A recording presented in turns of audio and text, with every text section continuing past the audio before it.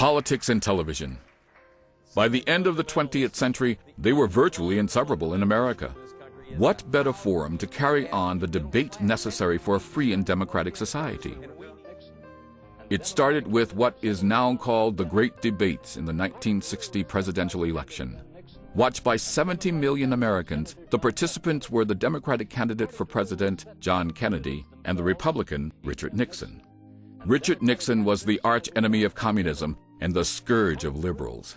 He had come up through the ranks of dirty politics using the Red Scare of the late 40s and 50s to lift himself onto the national stage. A two-term vice president under Eisenhower, he chose Henry Cabot Lodge as his running mate. John F. Kennedy was a flamboyant senator from Massachusetts who had established himself as a rising star in the Senate. A war hero and a Pulitzer Prize-winning writer, Kennedy earned his party's nomination in a series of dramatic primary victories. He chose Lyndon Johnson as his running mate. Before the advent of TV, presidential candidates stumped the country, going from town to town giving speeches often from the back of a train. Never did they engage in personal debates.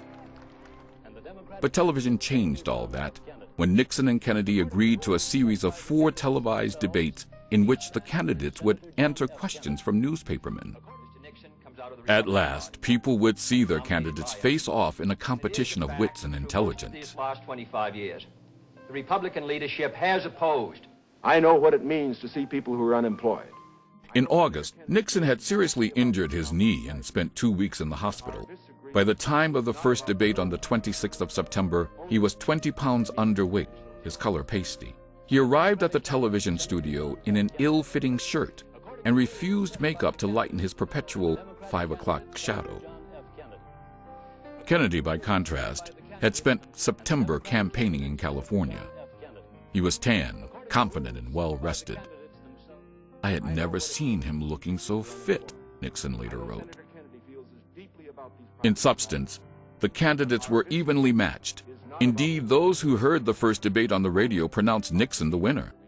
But the 70 million who watched television focused on what they saw, not what they heard. Studies of the audience indicated that, among television viewers, Kennedy was perceived the winner of the debates by a very large margin. In November, Nixon lost to Kennedy. Many believed the debates tipped the balance in Kennedy's favor.